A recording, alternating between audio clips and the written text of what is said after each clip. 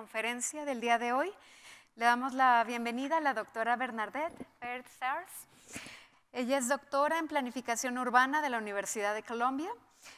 Cuenta con una maestría en Planificación Urbana del MIT, es licenciada con honores de Swarthmore College y su trabajo examina la implementación en la planificación del uso de la tierra, en particular bajo transición e incertidumbre. Fue coeditora y autora de libros y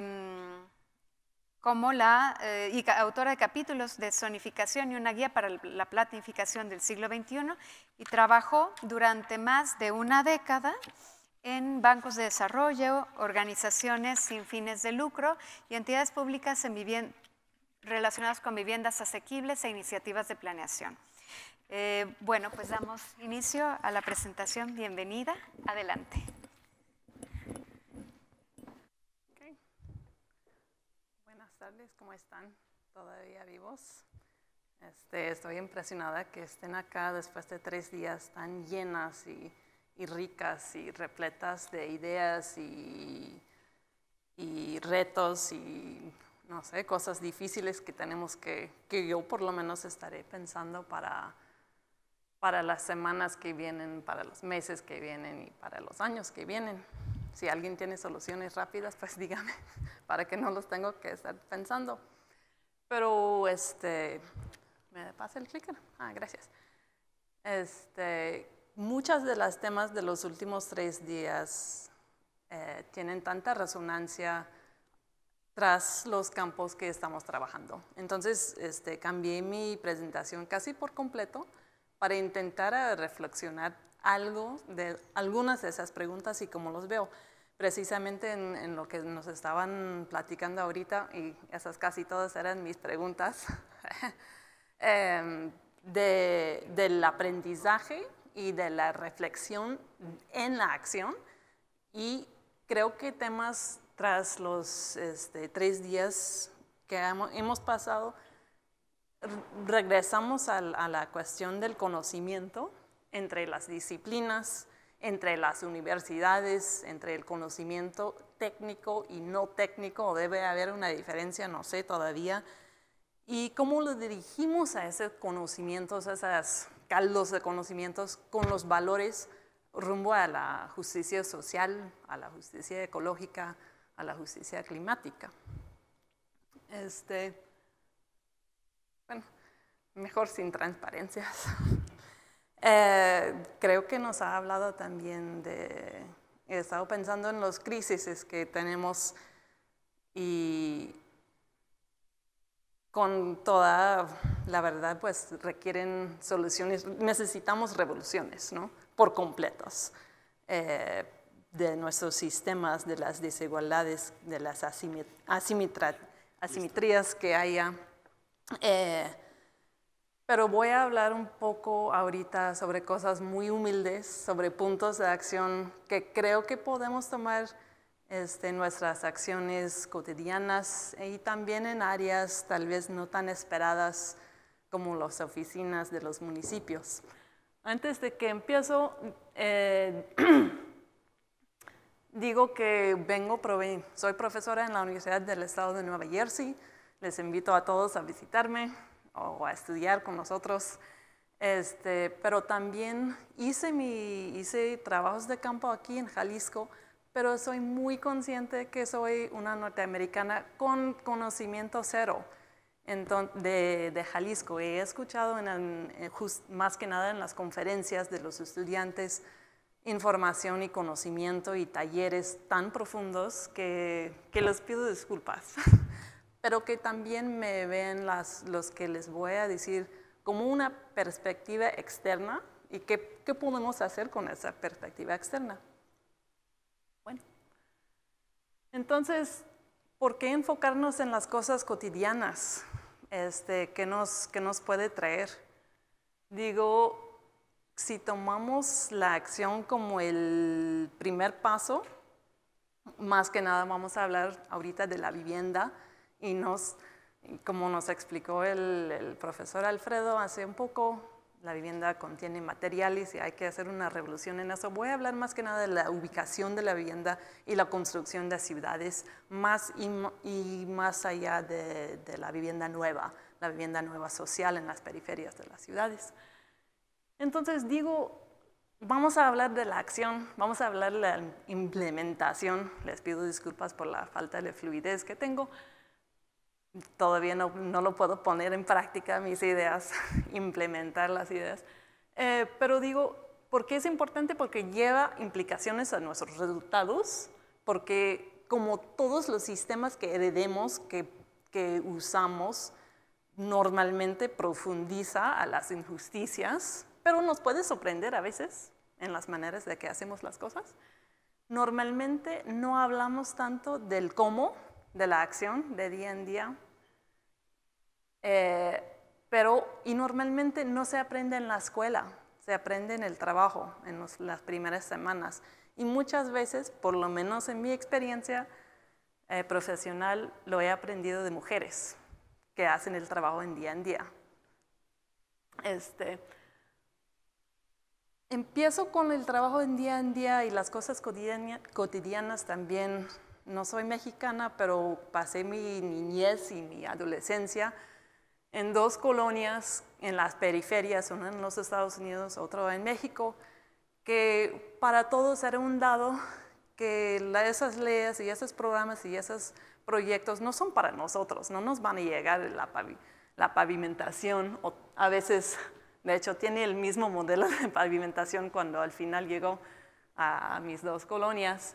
La justicia será para nosotros si le conviene a los ricos. O sea, de esa perspectiva de que tal vez hay sistemas y tal vez hay leyes y tal vez hay programas y planes, pero ¿nos van a llegar? No. Entonces, llevando a esa perspectiva a la vivienda, hay muchos puntos de entrada, es un sistema muy grande de muchas entidades. Eso lo elaboró una estudiante de maestría mexicana sobre Tijuana, Jessica Sevilla, que estaba trabajando con ella, entonces toma todo el crédito. Pero eso es una parte de una ciudad, o sea, hay más allá de ese sistema en todas las partes. He visto en mi trabajo profesional, antes de empezar el doctorado, haciendo un análisis de todos los créditos de 3 millones en el base de datos de Infonavit, que una de las cosas más dirigentes al flujo de créditos son las transiciones políticas, y eso depende del municipio donde aterriza. Cuando hice una evaluación de un préstamo de $1 billón para el sector de vivienda en México, que según fue destinado a apoyar a los créditos a los menores de ingresos, no llegó. Que tal vez 1%, 2% llegó al fin destinada. También ustedes conocen mucho mejor que yo de los polígonos, pero me acuerdo muy bien en las oficinas del RUF que pregunté ¿qué tanto porcentaje de esos nuevos desarrollos están pasando como excepciones a los polígonos? Y me dijo la empleada mujer, creo que como 95%. Y yo dije, bueno, así esperé, porque así creí. En mis colonias es así, ¿no? Esperamos esperamos la falta de aterrizaje como algo normal. Pero en cada de esos lugares o en cada lugar de la vivienda hay gente con muy buenas intenciones, gente que tienen valores, gente que sí quieren hacer el cambio, que sí quieren cambiar el sistema.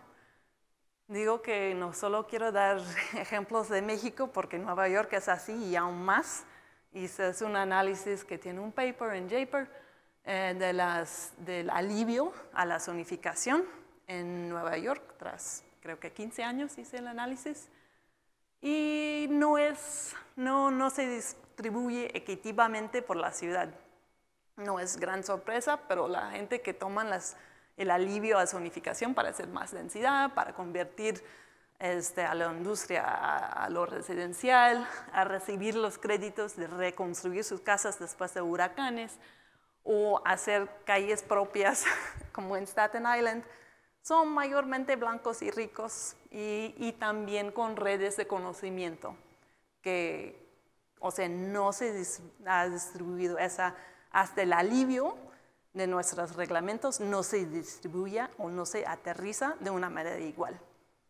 Y eso no es sorprendente, o sea, estamos acá.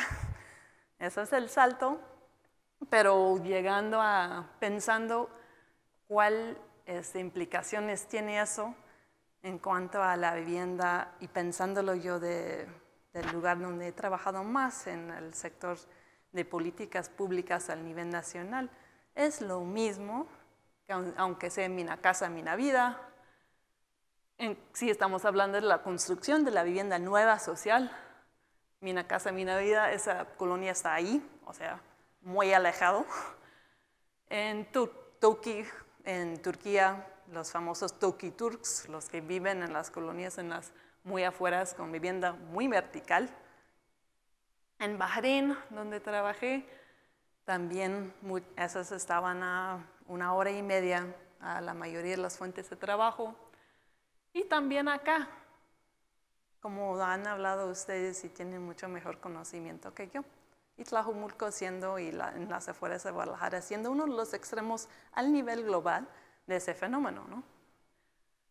De que ya se han hablado de cómo pensamos en la economía, en el BIP, en la construcción como un bien, y también usar como métricos como el número de unidades como algo que nos dirige.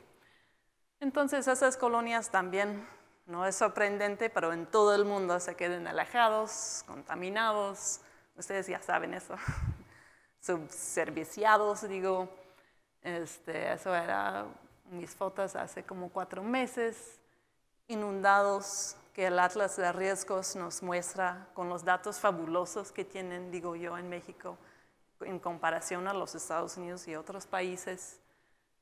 Y eso es interesante porque también se pueden ver las inundaciones en donde pasan en cuanto al grado de marginalización, pero también no corresponde el riesgo.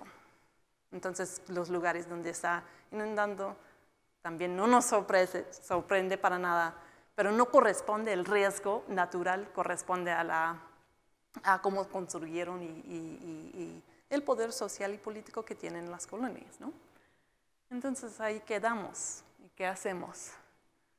Menos pensar en el crisis y pensar en las revoluciones que sí tenemos que hacer. Bueno, un caveato, no sé si esa es palabra en español, pero eso no es decir que debemos dejar de luchar para cosas grandes, que debemos dejar de hacer planes y políticas públicas ambiciosas. Pero también cuando estamos haciendo eso, que nos damos cuenta y nos fijamos en los espacios muy pequeños y en la gente que están haciendo cambios en esos espacios pequeños que tienen, y luego identificar los cambios o los padrones y las prácticas en día que siguen y que nos dirigen el trabajo, nos dirigen la manera en que trabajemos. Me imagino que muchos de ustedes han tomado ese recorrido. Si quieren una licencia de vivienda, de construcción, si quieren cambiar el uso de suelo, pues ahí caminamos al municipio, esperamos en muchos edificios tan lindos y nuevos en México, me encanta. Se puede comprar comida, que también es una ventaja. Hay gente esperando, hablando, enviando mensajes por WhatsApp con audio, que es fabuloso para una investigadora que puede escuchar lo que están hablando, normalmente con los empleados de atrás o alguien que conoce a alguien. Y ese trabajo lo llevé a campo en casi todos los municipios periurbanos de Guadalajara. Entonces, mi pregunta era, frente a todas esas presiones, ¿qué se están haciendo los empleados que se tienen que sentarse en esas oficinas y hacer el trabajo en día de guiar esos flujos, ¿no? Hay océanos de leyes y programas y políticas públicas buenísimas y lindísimas acá en México y en todos los demás países. Y entonces, ¿cuáles se están llevando a cabo? ¿Cuáles se están realmente implementando? Entonces, regreso, antes de decirles qué pienso, de los cuentos que contamos, las narrativas sobre la acción. No sé si se usa en español tanto, pero las famosas cajas negras, black boxes, de acción al nivel local. Y un cuento es que, bueno, tenemos leyes y tenemos planes y la gente ahí son oficiales, no piensan mucho, nada más siguen los planes y las leyes y dan estampa a las que sí cumplen o no, y pues no hay estampilla, no hay aprobación a los que no cumplen. Entonces todos los proyectos que salen cumplen, es súper. Ese es el modelo que nunca han estado, ¿no? De los años 50 o antes. Luego pensamos del otro extremo, del cinicismo, pues llegan las solicitudes para los desarrollos o para el cambio del uso de suelo y los padrones importantes es el poder y el dinero y que sale pues que los que tienen esos recursos sacan las licencias o hacen sus cambios de suelo. Y es muy sencillo. Y también en ese sentido o en ese caso no dan agencia para nada a las empleadas o los empleados que estén ahí. Nada más están haciendo los que tienen que hacer por otros factores. Entonces, ¿qué está pasando ahí en las oficinas? Hay unos espacios en los cuales podemos hacer un trabajo o están haciendo trabajos lindos. Solo añadí eso porque mucho se ha hecho referencia, más que nada ayer, en los estudios de la inteligencia, del diseño, sobre el análisis de organizaciones. Entonces, ese trabajo requiere reunir libros de muchos lugares, pero lo que me da la frustración es que casi nadie en esos estudios de campo enfoque en el sector público o también en el sector urbano. Sí hay estudios, pero la mayoría se enfocan en el sector privado. O cuando hablan del Estado es de otra manera, es de no portarse bien, todos los empleados malos. Pero más que nada los libros importantes, y esos son nada más 6 de casi los cientos que he tenido, porque soy de afuera, tengo que leer todo para ser un poquito menos ignorante, pero de la riqueza de la academia que está aquí en Jalisco desde hace décadas. Tengo un respeto enorme. Entonces, ¿cómo empezamos a hacerlo? ¿Cuál es la materia de lo día en día, de lo cotidiano que podemos ver? Uno son los documentos, los tweets, las cosas que sí se puede ver atrás del portal de web. Otras es las palabras que usan las personas para explicar su trabajo. ¿Y por qué hicieron eso?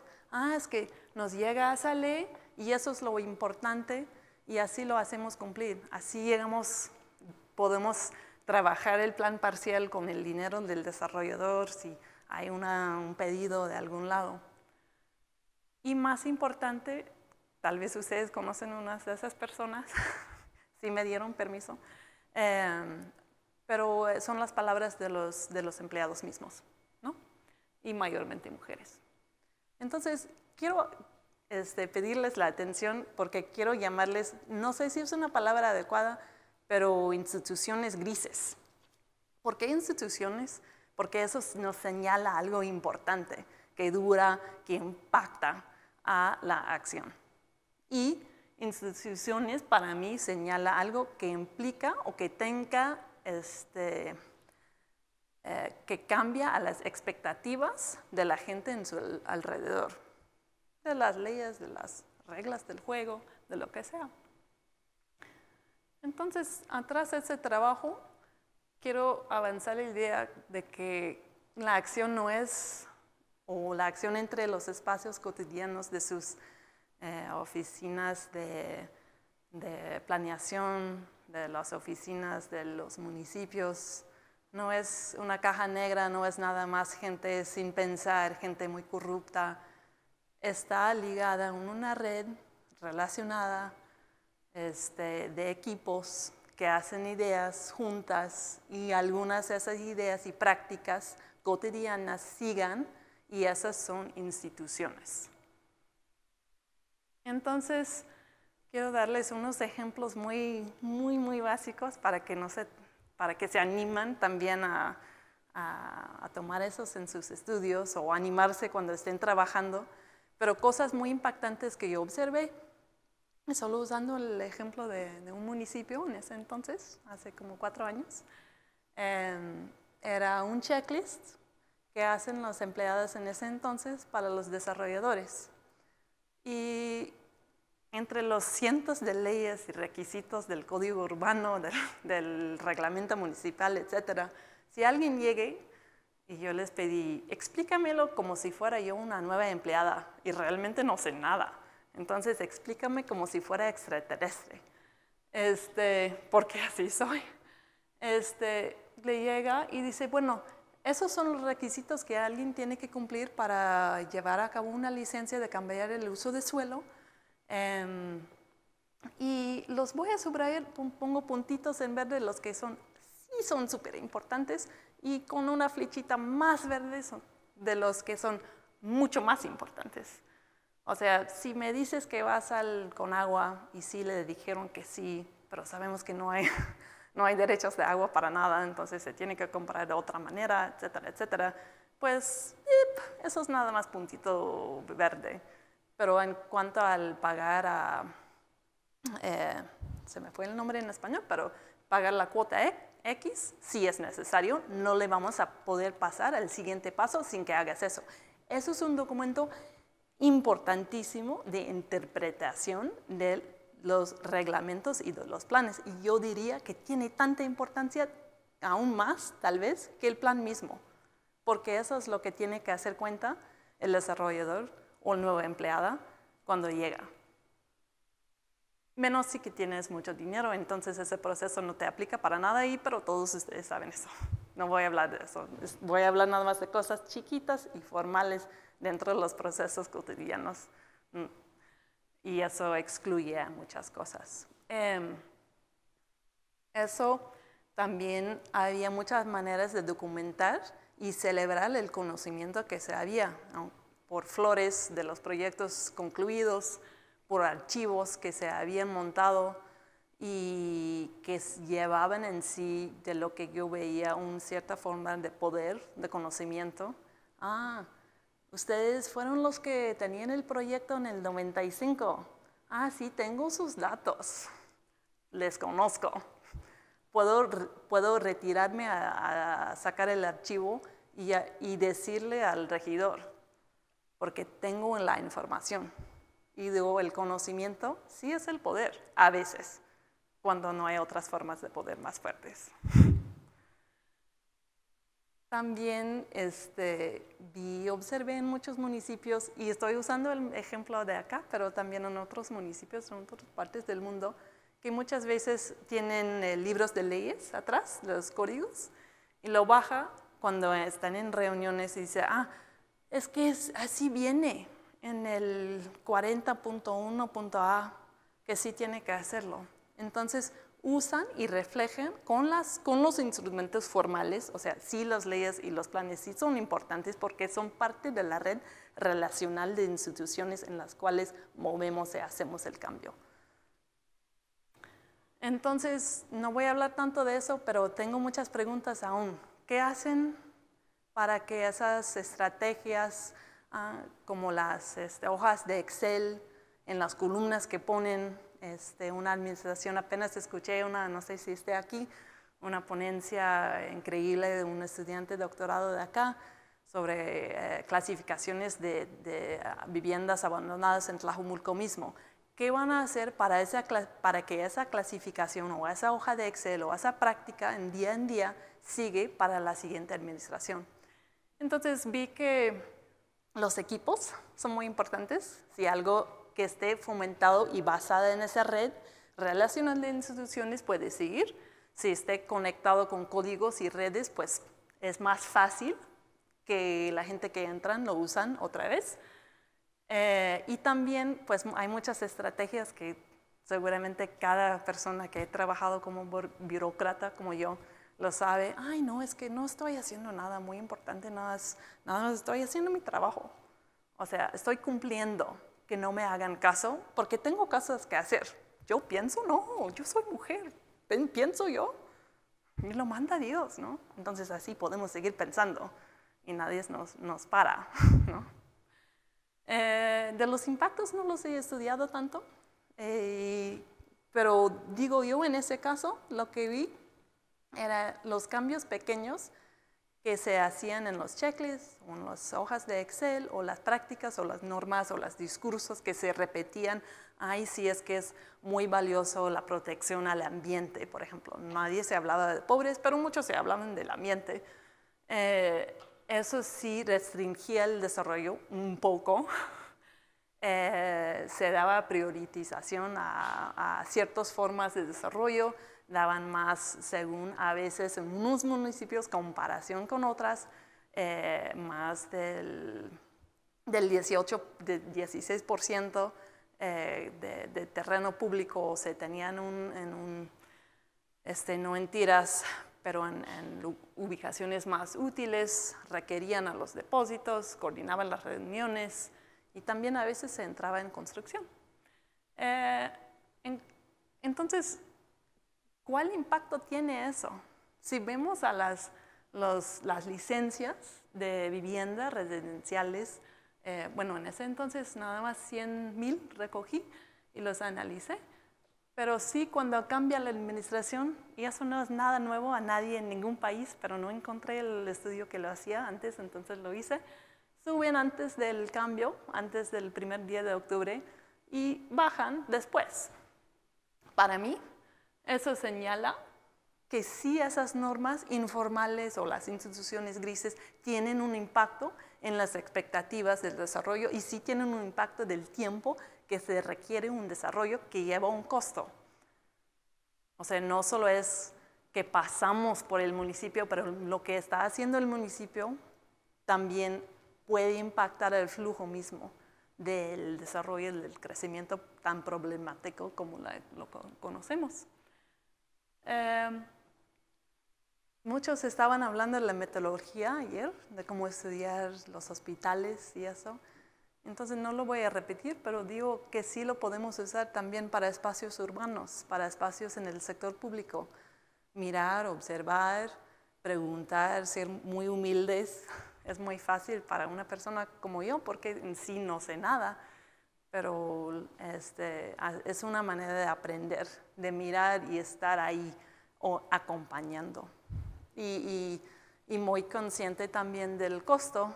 Estoy en deuda permanentemente a muchos mexicanos y mexicanas, pero más que nada los que me permitían molestar y observar en su trabajo.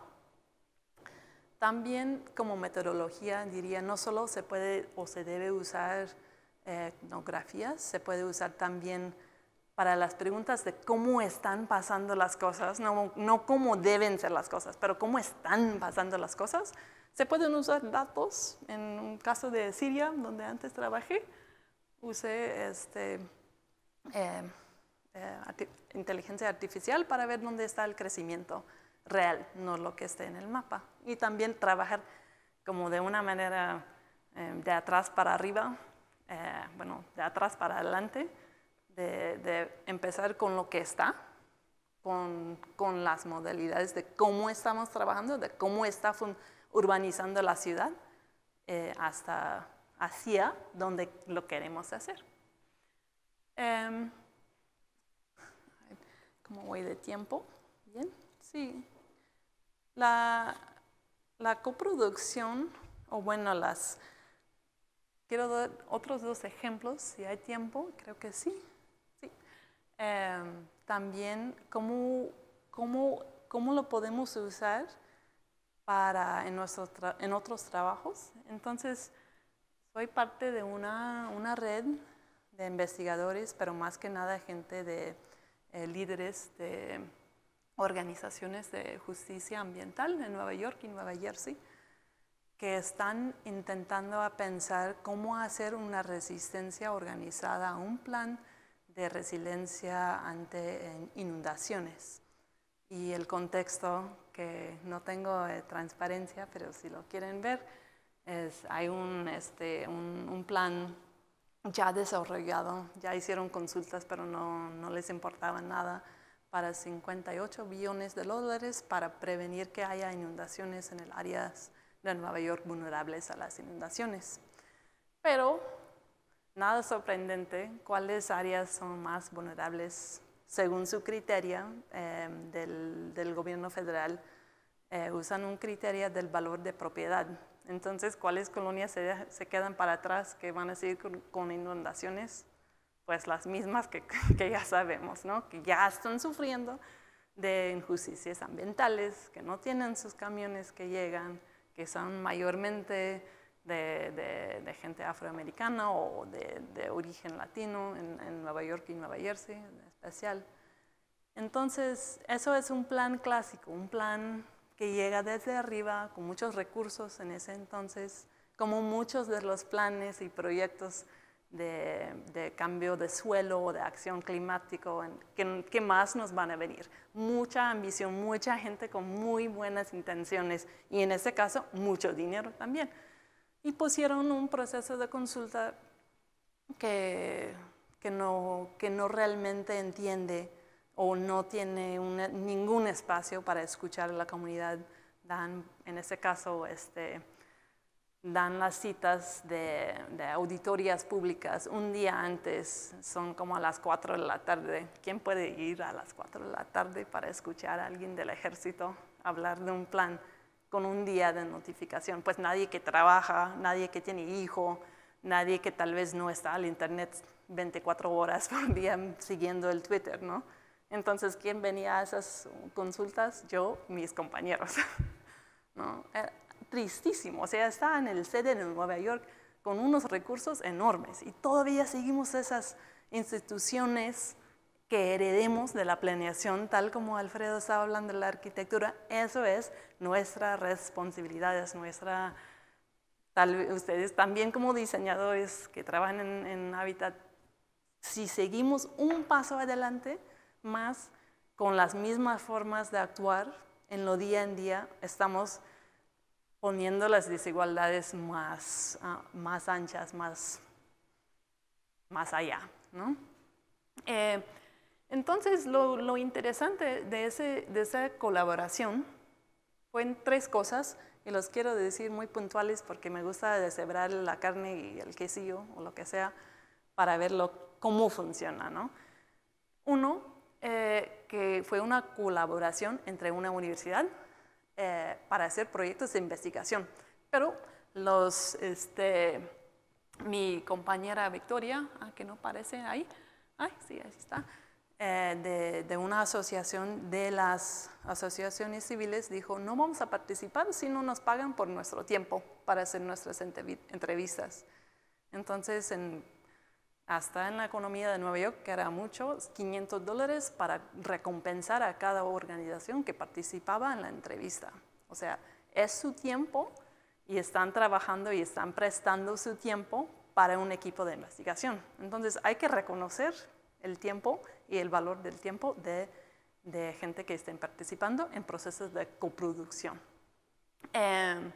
Y la 2 era que pusimos muy explícito que los planes no van a funcionar, pero las redes y conexiones y quién tiene el número de teléfono del ingeniero tal, era lo más importante. O sea, regresando al punto primario, si tomamos lo político como algo central dentro de la planeación, que no podemos sacar, podemos actuar de una manera más, tal vez con más dientes, ¿no? Entonces, uno de los talleres que hicimos, abriendo la universidad para gente de la comunidad que gritaran a los que venían de los planes. Y eso era una reunión en las oficinas del ejército, que es quien se encarga, bueno, el Coro de Ingenieros del Ejército de los Estados Unidos de América, que encarga de ese plan de 58 billones de dólares, en sus oficinas, y llegamos porque mi compañero tenía el número de teléfono de él. Entonces, pensar en las redes políticos, redes personales, como algo que no debemos tener vergüenza de usarlas. Pero los usamos para bien, los usamos explícitamente. Usamos el poder de cada persona del equipo para hacer algo. O sea, si yo tengo acceso a un documento de Excel, voy a hacer el cambio en la columna porque lo puedo hacer. Esa sería mi respuesta a la plática anterior. Sí somos tecnócratas, sí tenemos ciertos poderes, los debemos usar, es nuestro deber. Otro ejemplo era, bueno, normalmente mi trabajo en día, aparte de estudiar, es ponerme a lo duro a los detalles de los reglamentos de zonificación. Si alguien me quiere hablar sobre eso, me pongo feliz.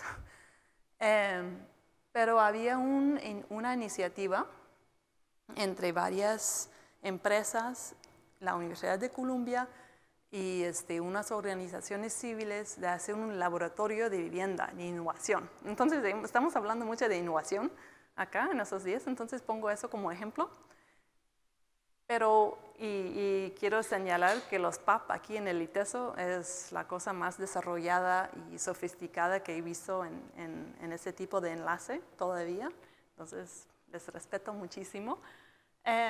Pero la cosa de lo cotidiano y de ponerlo enfrente lo tomamos de dos maneras. Uno era, nos metimos, bueno, era un equipo muy interdisciplinario, nos metimos en los detalles del código de construcción y código de zonificación. Después de llamadas y reuniones y mensajes por texto a gente, desarrolladores, empleados, normalmente empleadas de bajo nivel, no todas mujeres, pero a veces, muchas veces sí, nuestras redes personales, oye, ¿cuáles reglamentos de zonificación realmente se están usando? Porque en Nueva York se hizo la zonificación hace más de 100 años, entonces hay un chorro de reglamentos que ni en caso. Hicieron una pequeña revisión en los años 60, pero es como 300 páginas de, no sé. Al principio pensamos, tal vez podemos hacer el trabajo de irnos por el código de zonificación y quitar las cosas que ya no, o sea, sí tenemos electricidad, sí pueden llegar los bomberos, o sea, no estamos en los años 20 del siglo pasado. Pero nos dijeron, pues no les importa porque ni lo hacemos caso. Pues ahí está el texto, pero si no nos previene hacer cosas. Mientras había ciertas cosas en el código de construcción que sí querían un argumento técnico para llevar a los bomberos que ya no se necesitan para abrir posibilidades de desarrollo o de hacer, como en ese ejemplo, más niveles sobre edificios de vivienda asequible para apoyar con su mantenimiento. También eran cooperativas, que nos va a hablar mucho, muy emocionantemente hace un poco Bertón.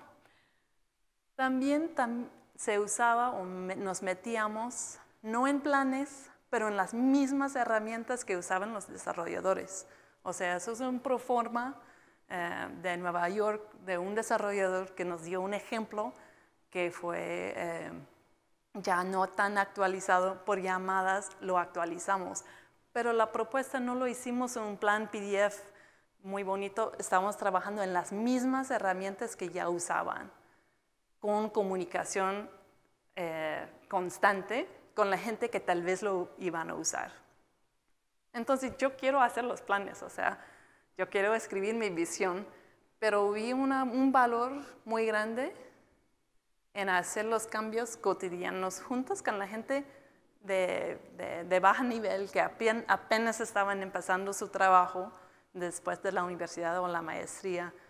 Oye, y si cambiáramos ese renglón, ¿qué tal? ¿Lo usarían? O sea, de meterlo al trabajo. No voy a hablar de... También yo creo, metí eso porque creo que también reflexionar en las cosas cotidianas, eso era un ejemplo del mismo laboratorio de vivienda, que cómo trabajamos nosotros con nuestros propios equipos es muy importante. Entonces esa era la lista que escribieron los estudiantes de cómo querían trabajar juntos. Entonces, por ejemplo, hay un libro sobre los sentimientos menores que habla muy poéticamente del racismo, de cosas que pasan día en día o de clase socioeconómica.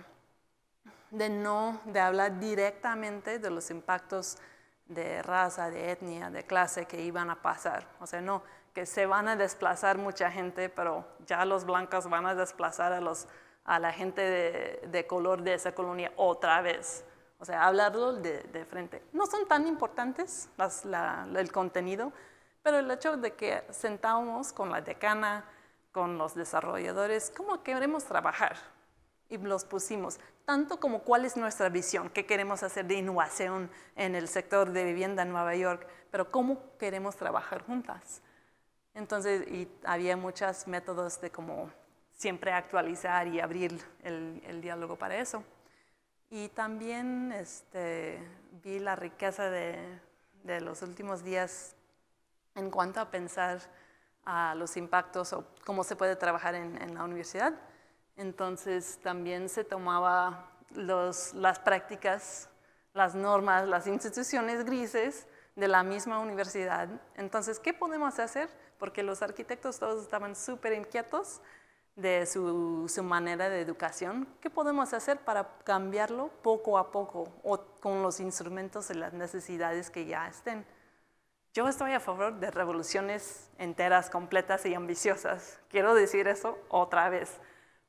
Pero que no dejen de tener esperanza de a veces cambios pequeños se pueden poner y si lo ponemos de un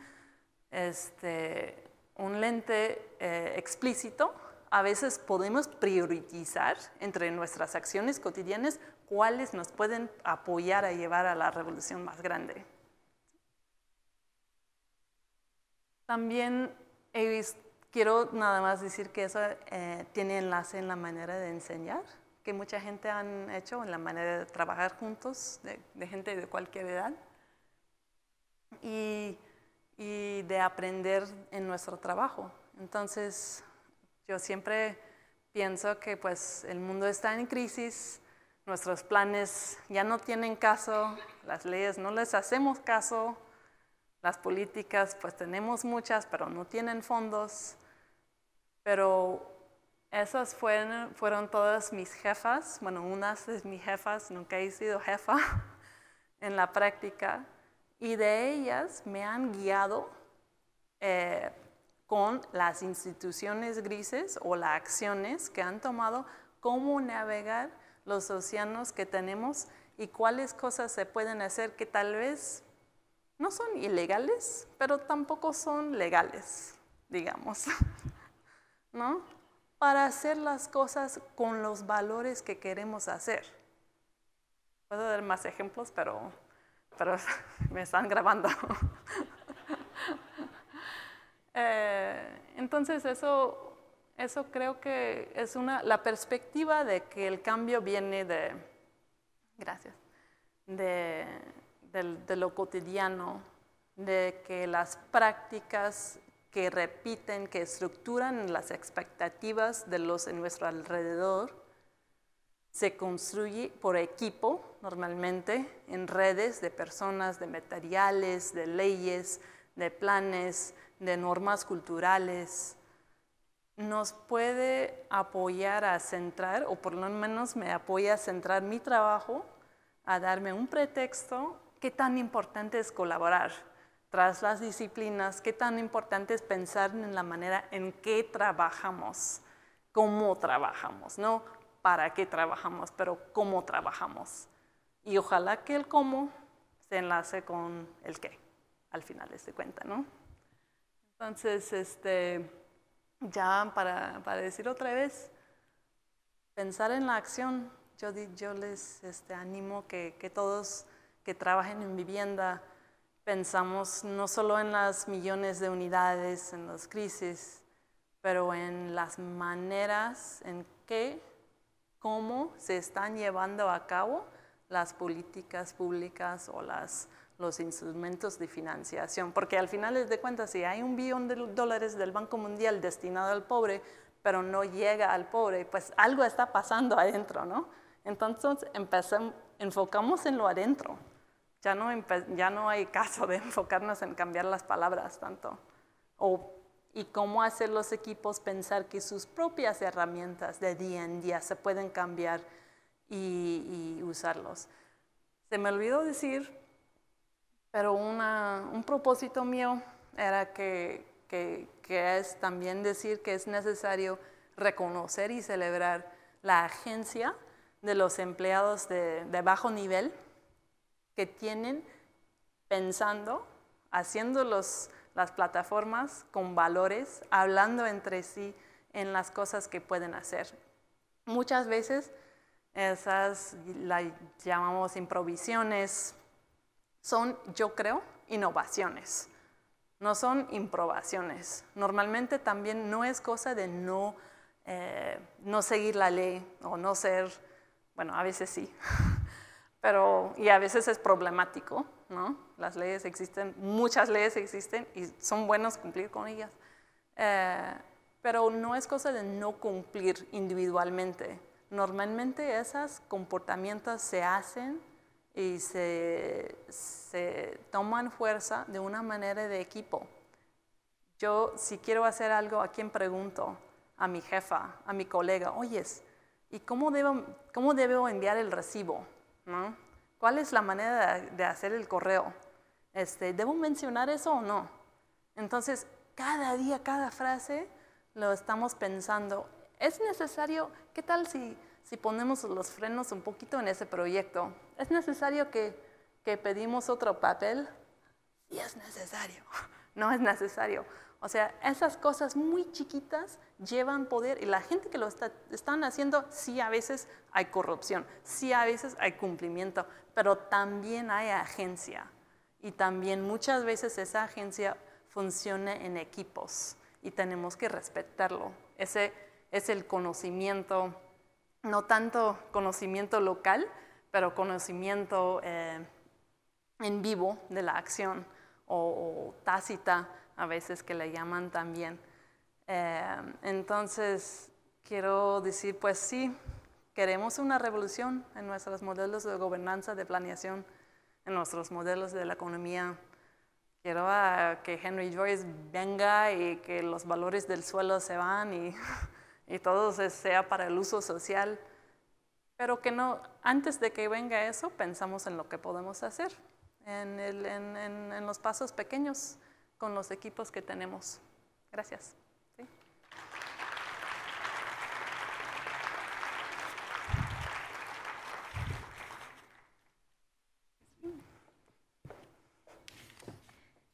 Muchas gracias a la doctora Bernardet.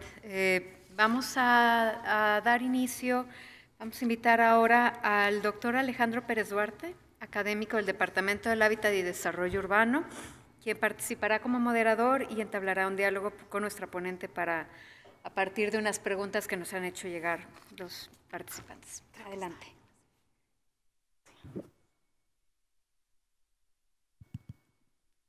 ¿Se oye? Sí. Bueno, muchísimas gracias, Bernard. Muy interesante tu punto de vista. Estaba pensando en todo lo que nos estabas comentando y bueno, lo importante que son siempre en vivienda los estudios de posocupación, pero realmente lo que tú te ocupas es de un periodo pues del momento de antes de ocupar la vivienda a veces, ¿no? Es ese como... Y entonces me anoté la palabra preocupación, pero realmente si lo volví a leer dije, preocupación, no, eso parece que me estoy preocupando de algo, pero se me hace muy interesante esto, tu mirada, sobre todo este estudio que hiciste aquí en estos gráficos que nos mostraste, del impacto que tiene en la producción de vivienda, pues como esta área que tú estás estudiando, pues llega a tener un espacio muy significativo, ¿no? Y no sé, es una línea de investigación que me parece extremadamente original y muy, muy interesante. Pues muchísimas gracias por todas tus observaciones. Tenemos aquí 4 preguntas. Bueno, la verdad una de estas es una felicitación por ponerle corazón, entiendo yo, a tu trabajo y tu forma de exponerlo. Felicidades, es una gran manera demostrar la perspectiva de género de tu trabajo más allá de ser mujer, colaborar, trabajar juntos, reflexionar y dialogar. Bueno, es una felicitación. Pero bueno... Solo quiero interrumpir y sí, decir que ese punto de vista me llegó de un estudiante de maestría cuando estuve hablando de mi trabajo. Y dijo, ¿qué no? Son todas mujeres los que estás hablando. Y yo, ¿a poco? Sí. Entonces, eso me vino de un estudiante. Le debo todo. Sí, perdón. Interesante, ¿no? A veces observaciones inocentes llevan uno a reflexionar. Tenemos aquí otra pregunta, que empieza también con una felicitación. Dice, gracias por esta maravillosa presentación. ¿Cómo podemos empoderar a los funcionarios públicos para hacer los procesos de acceso a la vivienda más horizontales, transparentes y justos? Nos pregunta Pamela.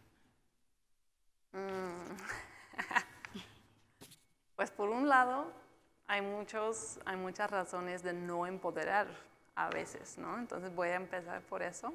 Pero yo creo que sí hay muchas razones por empoderar. Y uno que es lo más sencillo es reconocer el trabajo impactante que hacen. Pregunto, no sé cuánta gente de acá, del ITESO, han ido a trabajar en los municipios, pero por lo menos en mis investigaciones no encontré a tantos graduados de universidades de alto nivel, digamos, en los municipios. Entonces, quiero decirles que sí es un lugar donde sí pueden tener un impacto muy grande. De mis compañeros del MIT, casi decimos, ay, no, eso es planeación no se hace nada ahí, ¿no? Entonces, uno es que podemos cambiar el discurso a uno del respeto, y eso es dentro de nuestro alcance, como gente que hablan mucho y no hacen tanto, como yo. Y el otro es, creo que dentro de las mismas políticas públicas, reconocer el espacio que tienen las lagunas en las leyes o la necesidad de las improvisaciones e innovaciones, y no hablar se podrían dar un poquito de espacio, se podrían dar, sé que hay premios para innovación, pero normalmente luego se resultan como cuartos especiales llenos de chavos, normalmente chavos, con laptops aparte del municipio central. Entonces, como reconocer los esfuerzos que sí están haciendo, aun por espacio, por respeto, tal vez, bueno, ustedes lo saben mucho más que yo, es el mismo fenómeno en Nueva York, en otras ciudades, pero la cosa de cambiar administraciones y cambiar a todos los empleados les lleva un costo muy grande a las ciudades cuando hay gente que no conocen el lugar, que no conocen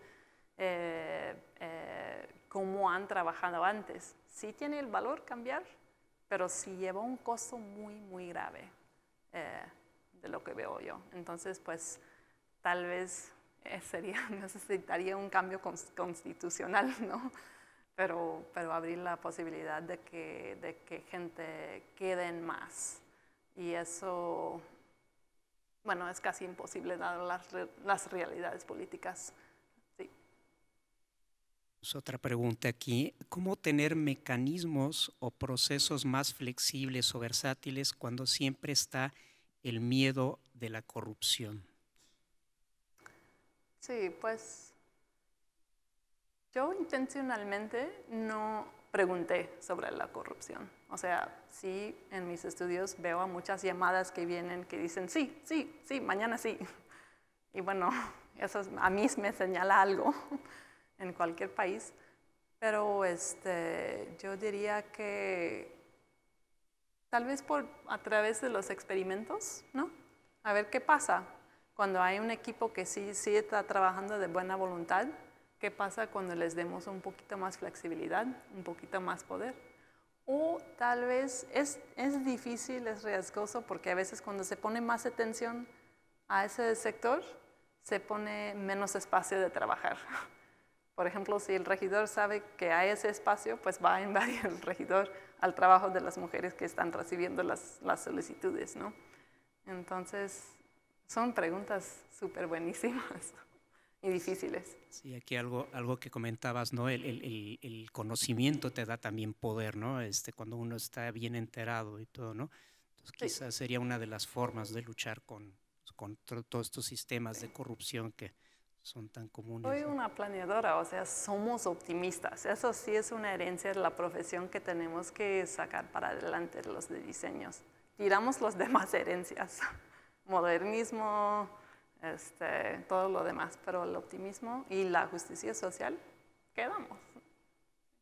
Poderar a través del conocimiento. Tenemos una otra pregunta aquí, una última, Bernadette, y esta me parece interesante. Dice, ¿cuáles son los desafíos para investigar prácticas cotidianas de planificación o instituciones grises? ¿Cuáles son los desafíos que has encontrado tú en tu trabajo como investigadora?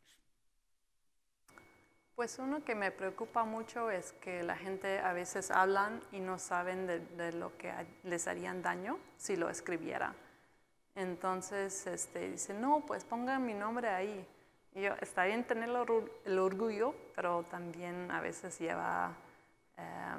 hay una responsabilidad muy dura. Entonces yo tengo una red de gente investigando temas similares para checar a mí misma que no hago algo o no escribo algo que tal vez perjudica a la gente con puestos mucho menos estables que la mía. Bueno, antes no era porque fui estudiante y realmente me quise trabajar como en el municipio.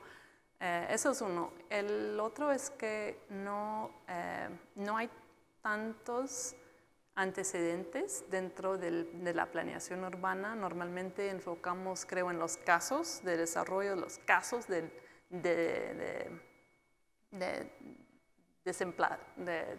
desplazar a las personas, no los cuentos muy grandes, y eso es importantísimo, pero por lo menos para mí no las guías de operar los tenía que sacar de otras disciplinas, y hay gente también en el formato, y hay muchas observaciones muy fuertes de antropología, por ejemplo, no sé, muchas en Pakistán y la India, pero esas unas, aparte de eso, no sé, a veces, por lo menos para mí, me sorprendí mucho, siempre me sorprendo que muchas veces gente a los cuales no se les han preguntado sobre su trabajo y llegas con una pregunta honesta, oye, qué padre que tienes un trabajo dificilísimo, explícame cómo lo haces. Y de hecho, eso es la guía de Elinor Ostrom, que ganó el premio Nobel de las normas del trabajo. O sea, son las que, cómo explica uno su decisión. Hice eso por lo que es lo mejor, es un discurso, porque me van a llegar el jefe, porque, por ejemplo, hay una ley. Entonces, yo no veo que hay tantos desafíos si llega con una buena fe. Y también eso es importante porque sí he visto prácticas malas. Y les dije, francamente, pues tal vez en el futuro voy a hablar de esos, pero ahora no. Ahora mi propósito es hablar de las innovaciones y cosas lindas que estén haciendo. No sé, y seguramente ustedes saben, lo que realmente estaban pasando en Tlajomulco en esos años. Han salido bastantes cosas en los periódicos muy preocupantes, ¿no? Entonces, tal vez lo leí mal o tal vez leí una parte del 10% de la realidad. Entonces quiero estar muy consciente de eso y lo escribo cada vez que bajo algo también. Pero también, como han hablado, la continuidad de relaciones, el respeto al conocimiento que llevan todos los humanos es muy básico y te llega a aprender. Fantástico. Seguir. Bueno, se nos está acabando el tiempo, pues queríamos darte un aplauso, muchísimas felicidades, Gracias. Muchísimas gracias y pues te entrego tu Gracias por las preguntas, que me siguen haciéndolas.